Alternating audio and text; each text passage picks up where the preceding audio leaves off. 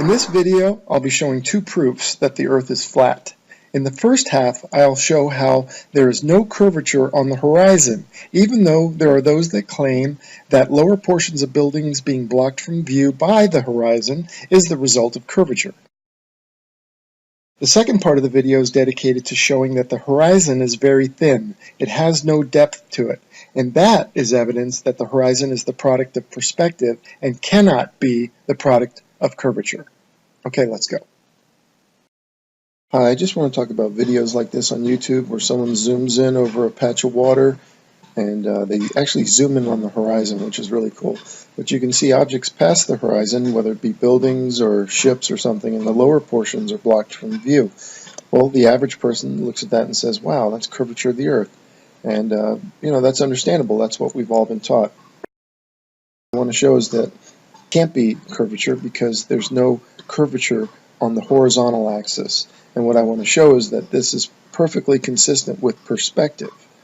This is exactly what we would see. So here we go. Okay, a little something of how perspective works.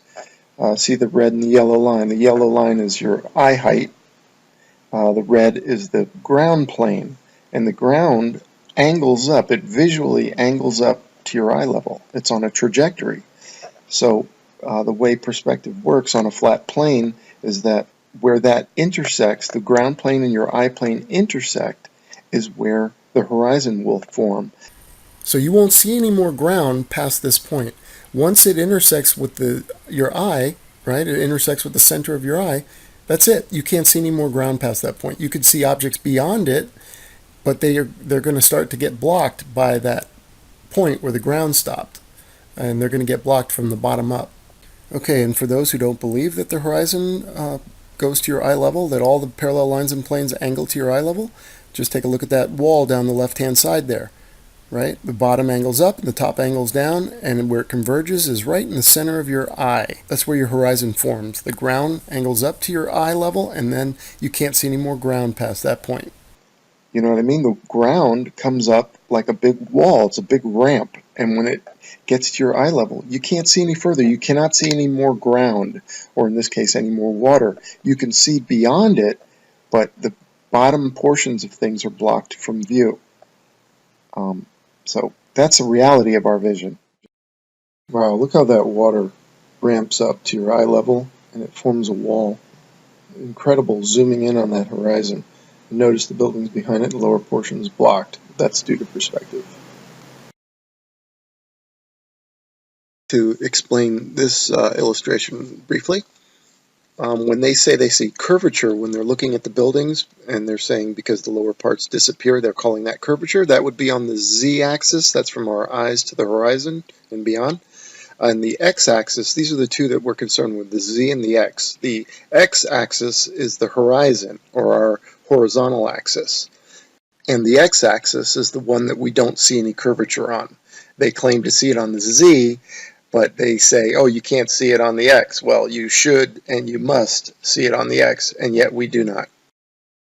Okay, here we are looking over the bay. I have it mocked up here so you can, I have the x, y, and z axis, and I got a line across the horizon.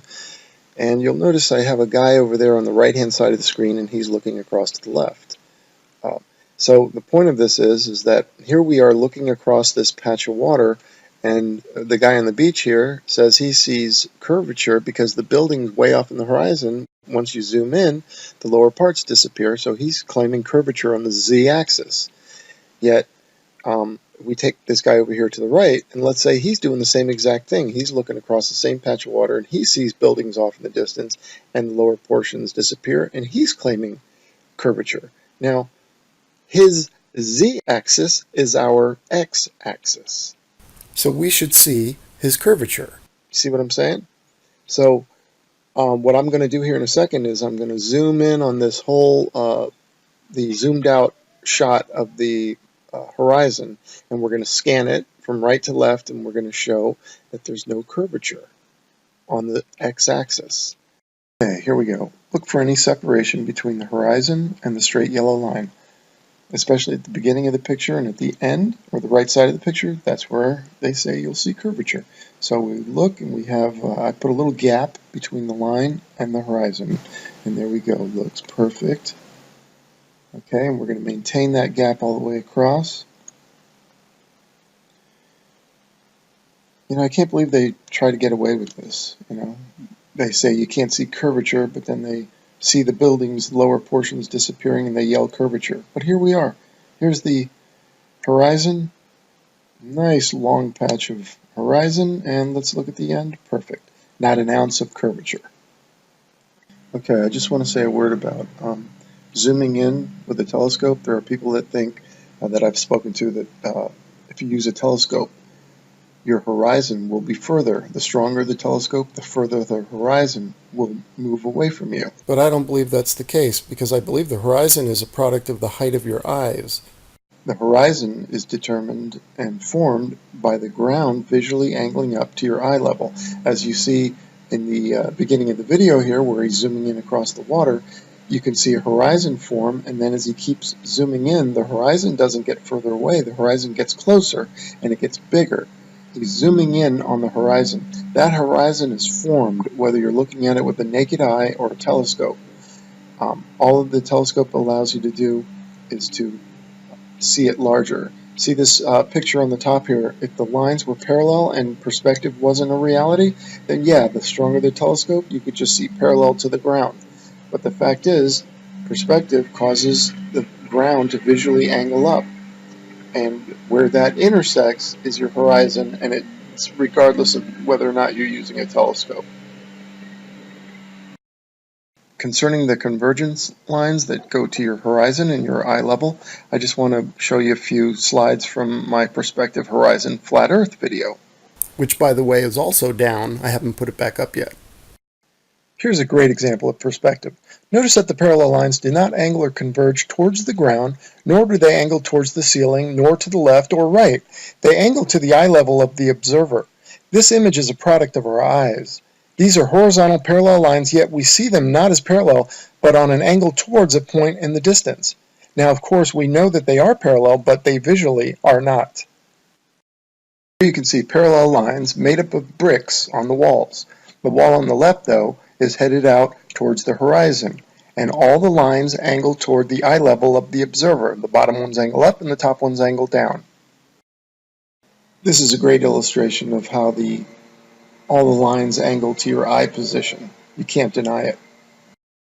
All of the lines converge at a center point on the horizon called the vanishing point. Parallel lines above it angle down, the lines below angle up, the sides angle in. The vanishing point is the intersection of the horizontal and vertical axis of our eye position. See, the ground and your eye level are actually parallel, but visually the ground angles up to your eye line. That's why I say you can't look down at the horizon, because the horizon angles up to your eye level. The two, your eye level and the ground plane, are parallel all the way to the horizon, but it's the bottom ground plane that angles up to your eye level. These lines are visually parallel. Our eyes visually intersect the parallel lines at the horizon. Here's a guy sitting in the middle of the ocean. You can see the water angles up and on each side of him to our eye level. Actually angles all the way around him. Just like looking down that long hallway, the floor angles up to your eye position, the ceiling angles down, the walls angle in. That's perspective. Here's another one with the guy in the boat. Whether he's in the hallway or out on the ocean, the ground plane angles up to your eye position. And so you can't see any ground past that point once it intersects with your eye height. So items or objects beyond the horizon will be blocked, especially the ground, and then lower portions of objects beyond the horizon will have their bottoms blocked from view. And here's another one. You can see the water ramp up to the eye level, and the building beyond the horizon has its lower portions obscured. It's kind of like putting your thumb out at arm's length and putting it level with your eyes. You can block things much bigger than your thumb. That's due to perspective. And the same happens here. The further away that building is, the more of it gets blocked, starting from the bottom up. Okay, take a look at this picture. And your horizon is a circle, right? So for the average height person, if your eyes are 5 to 6 feet above the surface of the ground, your horizon will form about 3 miles out. So you have about a 3-mile radius to your horizon. Now, the higher up you get, the bigger your circle. you can see further. So, and think of it like putting a hula hoop, and this is why a lot of people confuse curvature with the circular horizon. They're seeing a circle and they're thinking that's a curve. It's not a curve. Look at this picture with the hula hoop, right? That's all it is. If you put it at eye level and level it, you're going to have that circular hula hoop will become a straight line. Okay, that concludes the first part, dealing with that there's no curvature on the x-axis or the horizontal axis. Now I want to talk about the thin horizon, the fact that the horizon has no depth, and how that is completely consistent with perspective on a flat plane and not consistent with a sloping ball and the horizon being a product of that curvature. So let's go. Okay, here's a really quick zoom. Check out the horizon. It goes really fast. He doesn't stay there very long. Now there's clearly an angle set up between the ground and your eyes. And so this angle of the ground visually angling up is going to intersect with your eyes. And so where it does, it seems like it stops. Like you can see rows and rows of waves here, and the very last row has definition. You can see sky between it. The waves are big, they're clear. Clearly it's a result of perspective. I make a still of that too. I blow it up and you can check it out. Here's another zoom. Okay, check out the choppiness and the shallowness of the horizon.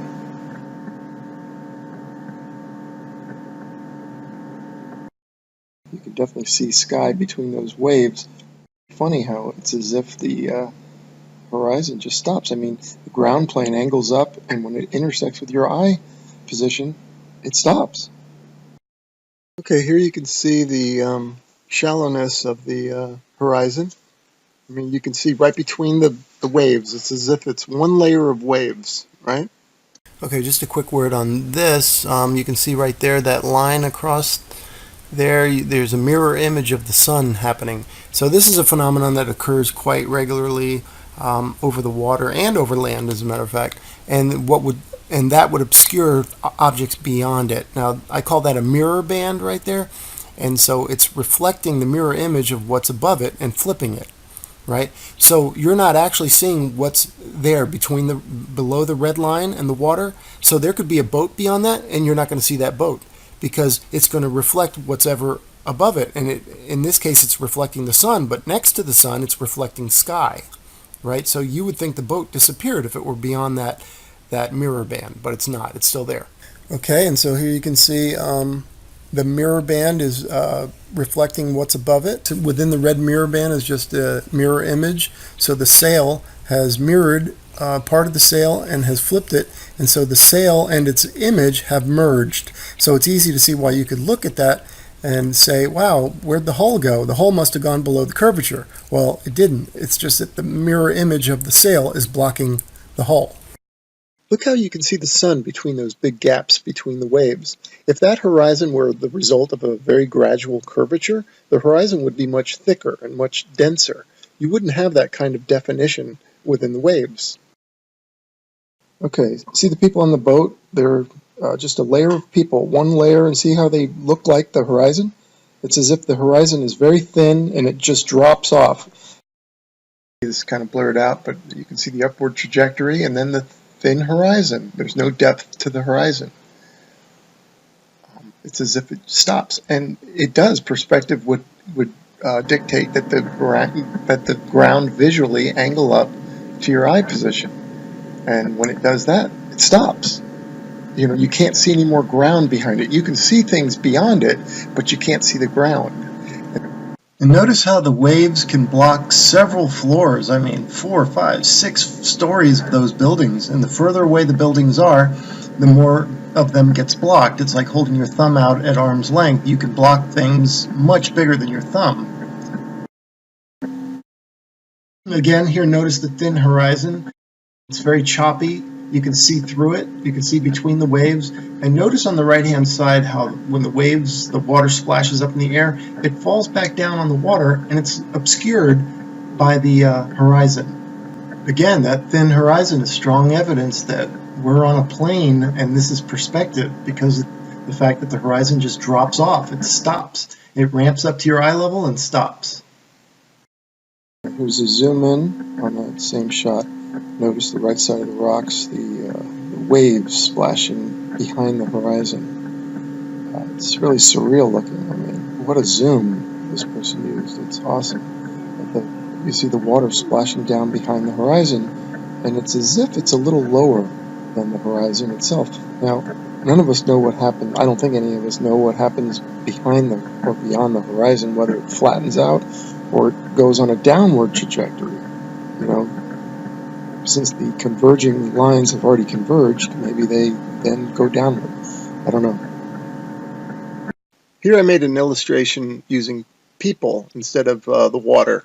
And I arranged them so that they ramp up to eye level just like the water does when we look out over the water. And, you know, many of us have been in a big crowd of people, and when you're looking through just a couple of or a row of people in front of you, it's no big deal. You can look between their shoulders, between their heads, and you can see. But when you get a thick enough crowd and they're all the same height as you, you can't see anything because they block the view. So that's what I've been showing about the thinness or the lack of depth in the horizon that we've been looking at.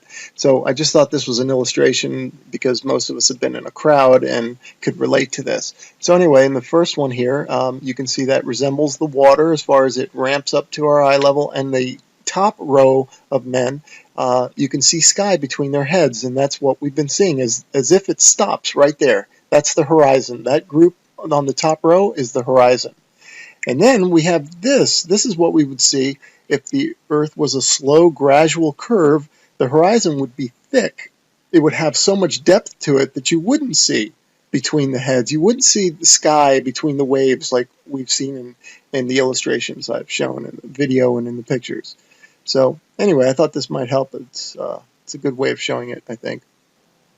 So let's recap. There's 2 points that I've made in this video. Point 1, they claim that you can see curvature because the lower parts of the buildings disappearing, or a ship going over the horizon and the lower portions of it disappearing. They claim that's due to curvature, but yet we don't see it on the horizontal line, and I showed you scanning that video, or that picture I mean, and it totally showed no curvature.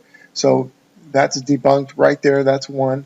And two is this thin horizon, or the fact that there's no depth to it.